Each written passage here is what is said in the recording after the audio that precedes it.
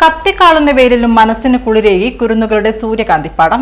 കണ്ണൂർ ജില്ലയിലെ Madakkara government welfare LP school കുട്ടികളാണ് കണ്ണപുരം അയ്യോത്ത് സൂര്യകാന്തി ശോഭ പടർത്തിയത്.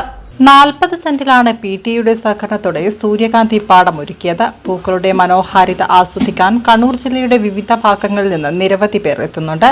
ഡിസംബറിലാണ് പാടമൊരുക്കി വിത്തിട്ടത്. 1 കിലോ ഹൈബ്രിഡ് വിത്തും 5 കിലോ സാധാരണ വിത്തുമാണ് വിതച്ചത്. സൂര്യകാന്തി കൃഷിയൊരുക്കാനുള്ള പ്രകാശനും പിന്തുണയുമായി ഒപ്പം ചേർന്നത് കൃഷി മെച്ചപ്പെടുത്താൻ ഏറെ ഉപകരിച്ചു.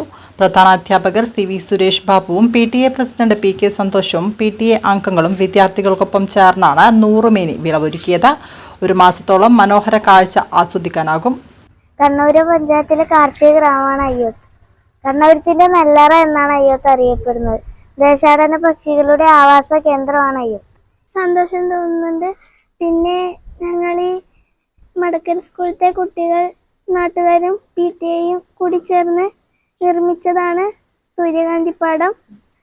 ഒരുപാട് നാട്ടുകാരും വിദേശികളും ടൂറിസ്റ്റുകളും വന്ന് സൂര്യകാന്തി കാണുമ്പോൾ സന്തോഷം തോന്നും.